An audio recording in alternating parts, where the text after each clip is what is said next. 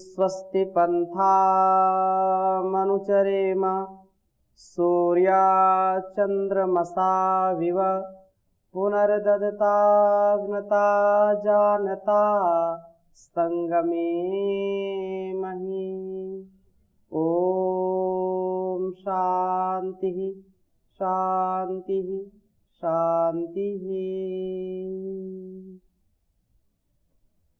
दिव्य जीवन इस कार्यक्रम में आप सभी का हृदय की गहराइयों से बहुत बहुत स्वागत है, अभिनंदन है। हमारा जीवन दिव्य हो, भव्य हो, सभ्य हो और उस परम पिता परमेश्वर की हम सबके ऊपर बड़ी कृपा है कि जन्म जन्मांतरों के पुण्याशय से हमको ऐसा सुंदर जीवन दिया है जो अनेक योनियों में अनेक जीव जंतु कीड़ा मकोड़ा हाथी घोड़ा बन करके हम जीवन के इस आनंद को कभी पा ही नहीं सकते जो आनंद इस मानव जीवन में है। उस भगवान ने इंसान का जीवन दे करके महान उपकार हमारे ऊपर किया है। हमारा सबका कर्तव्य है कि हम सबका जीवन महान हो और इस जहान को भी महान बनाने का महान पुरुषार्थ करना। आत्मनो मोक्षार्थम जगत हिताय च, ऐसी दिव्य भव्य भावना हमारे अंदर आएगी तभी जीवन हमारा सुंदरतम बनेगा।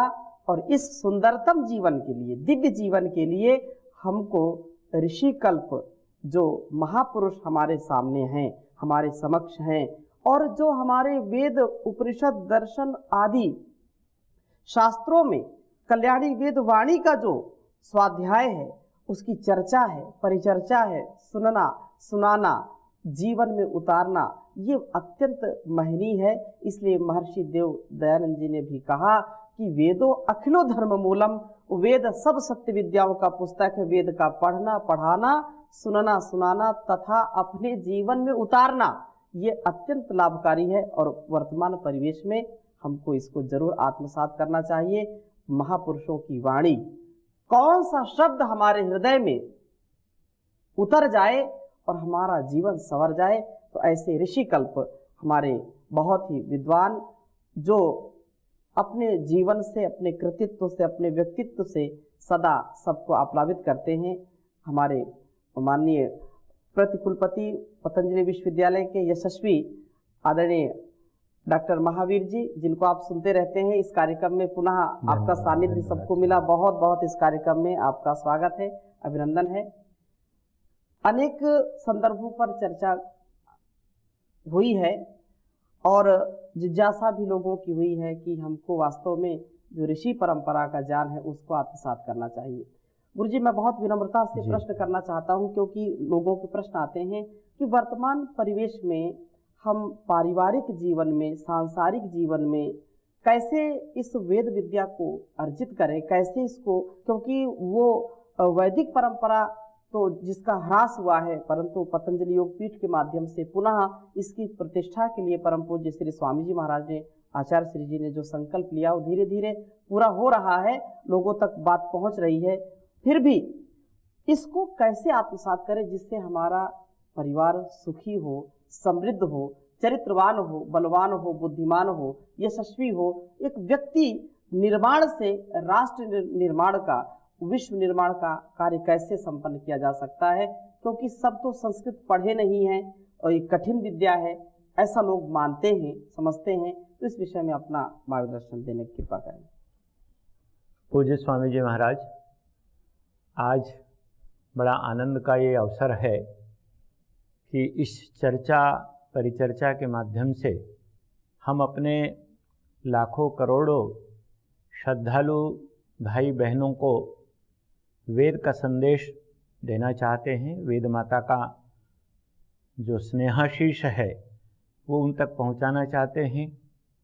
जैसा कि आपने अभी कहा था कि सारा का सारा जो जीवन का सार वो चारों वेदों में ओतप्रोत है।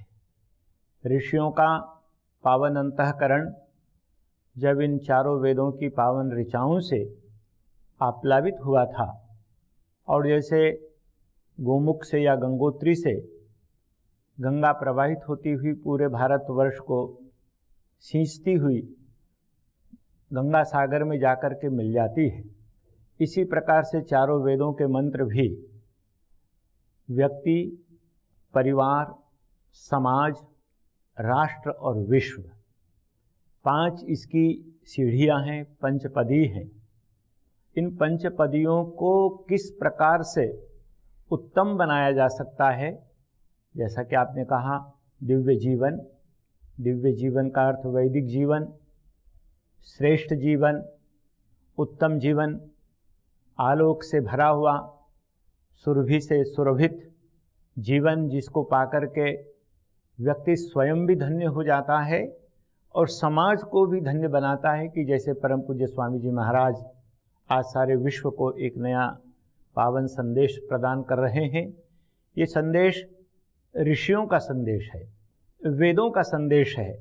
जैसा कि आपने ये विषय प्रारंभ किया कि वेदों में जहाँ व्यक्ति के निर्माण के लिए बहुत सारी पावन ऋचाएँ हैं, मनुर्भव जनय दैव्यम जनम, तो हम एक वचन का प्रयोग करते हुए बहुत सारे संदेश दिए गए हैं। इसी प्रकार से परिवार पूरे समाज की, पूरे विश्व की एक सबसे महत्वपूर्ण इकाई है।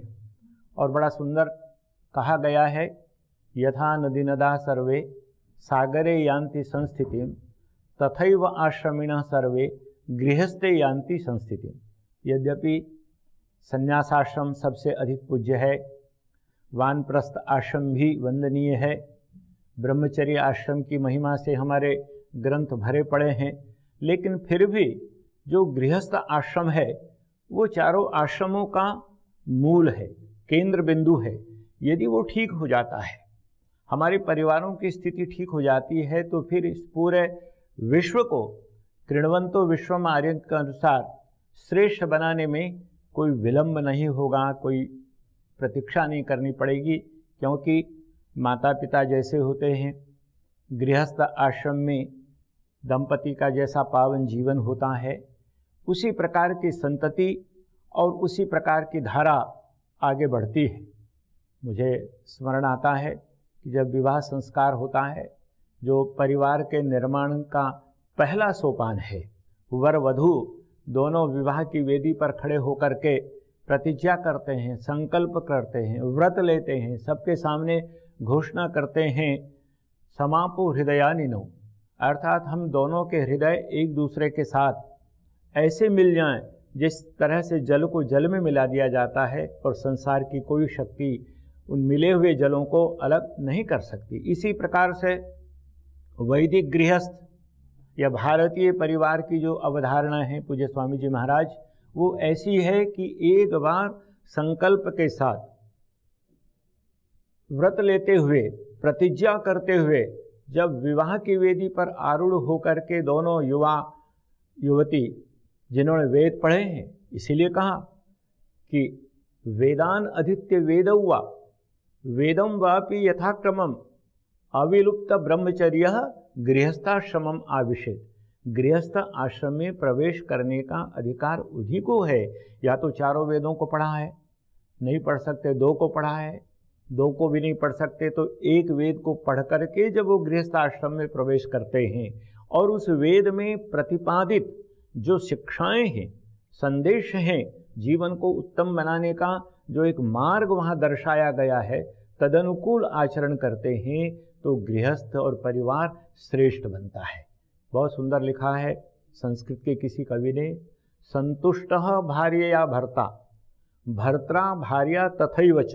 कहते हैं जिस परिवार में पत्नी से पति और पति से पत्नी सर्वदा संतुष्ट रहते हैं, वो परिवार, वो दाम्पत्य जीवन, वो गृहस्थ आश्रम स्वर्ग के समान श्रेष्ठ होता है।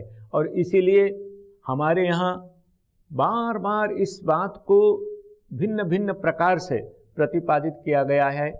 मातृमान, पितृमान, आचार्यवान पुरुषो वेदा। महर्षि दयानंद सरस्वती ने अपने अमर ग्रंथ सत्यार्थ प्रकाश में शिक्षा विषयक उपदेश देते हुए कहा है कि प्रशस्ता धार्मिकी विदुषी माता यस्य सह मातृमान, अर्थात जिसकी माता प्रशंसनीय गुणों से युक्त है, श्रद्धालु है और धार्मिक विचारों की है, ऐसी माता से उत्पन्न होने वाला जो बालक है वो प्रशंसनीय गुणों वाला होता है। ऐसे ही पिता, और इसीलिए यहाँ तक कहा गया है कि एकेनापि सुपुत्रेण सिंहिस्वपति निर्भयम सहैव दशभिर्पुत्रैर भारम वहति गर्दभी।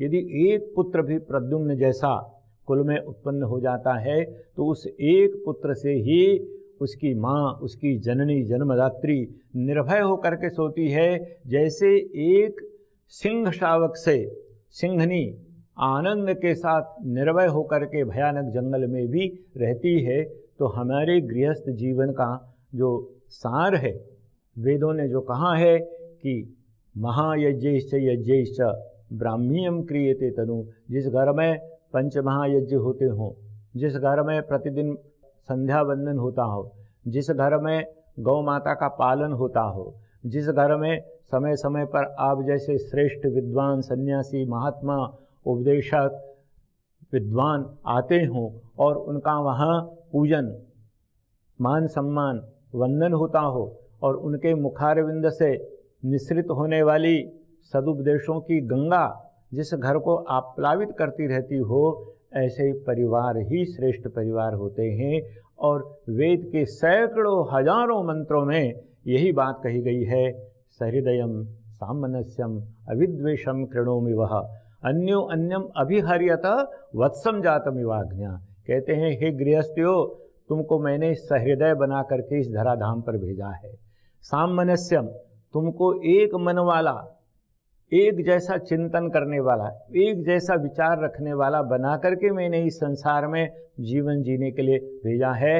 इसलिए अन्यो अन्यम अभिहर्यता, एक दूसरे से ऐसे प्रीति करो, एक दूसरे को ऐसे चाहो, एक दूसरे का इस प्रकार से सम्मान करो जैसे अग्न्या हंतुम अयोग्या, अर्थात गौ माता जैसे अपने सद्यजात शिशु से प्रेम करती है, इसी प्रकार से हम परिवार के लोग एक दूसरे से प्रीति करने वाले हों।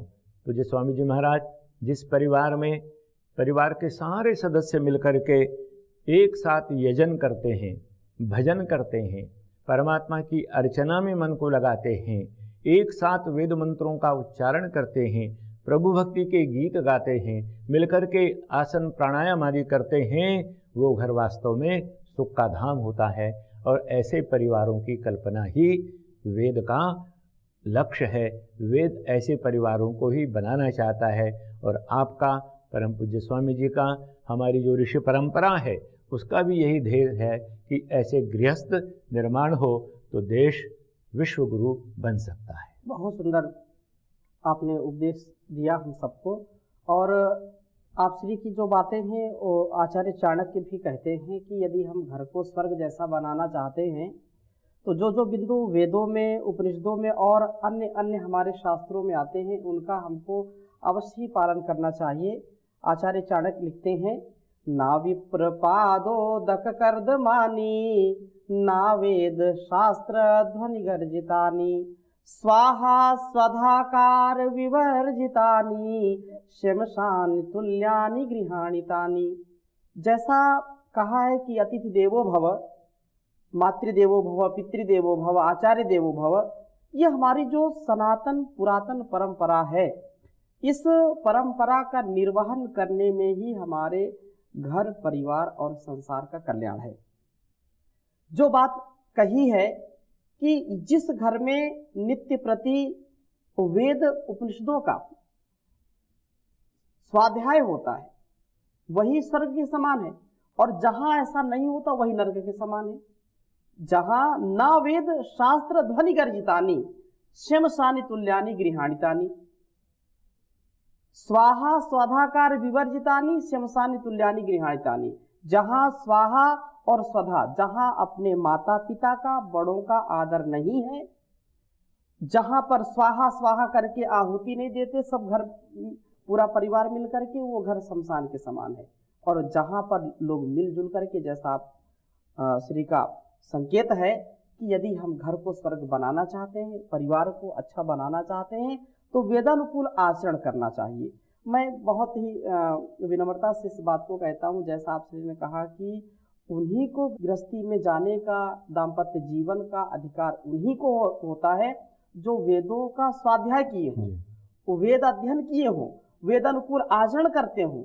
लेकिन अगर इस परंपरा को आज हम देखते हैं तो लुप्त प्राय है। लेकिन इस दृष्टि को कैसे और हम आत्मसात करें, कैसे वेदानुकूल जीवन जिएं, क्योंकि वेदों का पढ़ना पढ़ाना सुनना सुनाना तो बंद हो गया। इस विषय में भी हमारे दर्शकों को और आप अपना संदेश दीजिए कि जैसे इसको धीरे धीरे वो आत्मसात कर सकें। बहुत अच्छी बात पूज्य स्वामी जी आपने प्रारंभ की है कि हम चारों वेदों को या किसी एक वेद को उसके जो भाष्यकार हैं उसके भाष्य के अध्ययन के साथ आज की भागदौड़ की जिंदगी में, आज के व्यस्त जीवन में पूर्ण रूप से नहीं पढ़ सकते, नहीं जान सकते। तो इसके लिए हमारे विद्वानों ने, आचार्यों ने, वेद मनीषियों ने कुछ प्रकीर्ण ग्रंथों की भी रचना की है।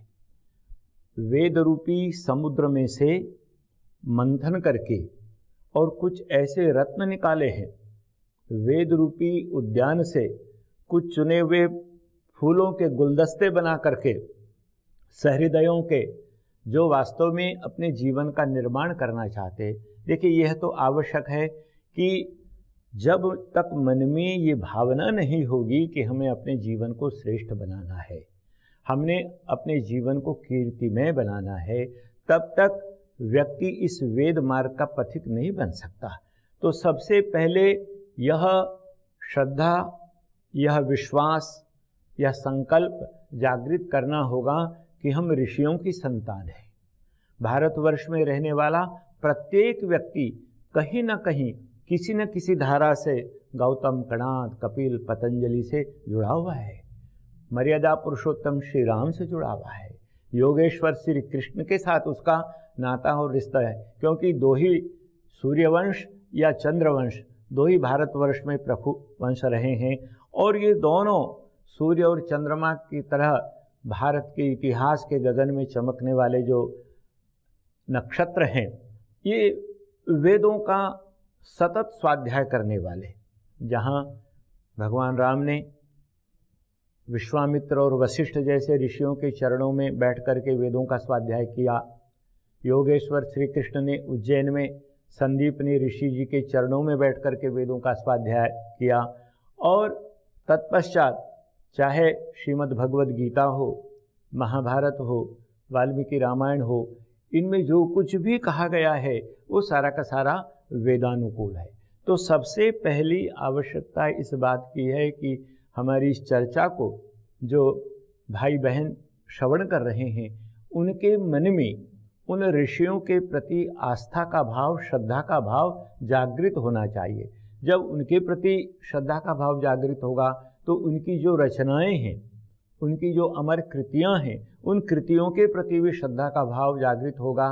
प्राचीन काल में जब कोई शिष्य अपने किसी आचार्य के चरणों में जाकर के विद्याध्ययन करने के लिए प्रार्थना करता था तो वो समित पाणी होकर के जाया करता था, 3 समिधाएं गुरुदेव के चरणों में अर्पित करता था और प्रार्थना किया करता था कि जिस प्रकार से गुरुदेव आपके सानिध्य को प्राप्त करके अंदर की अग्नि, ज्ञान की अग्नि, योग की अग्नि, संकल्प की अग्नि जागृत होती है, मैं भी ये संविधाएं लेकर के आपके चरणों में उपस्थित हुआ हूँ, मेरे अंदर की भी उस अग्नि को आप कृपा करके प्रज्वलित करें।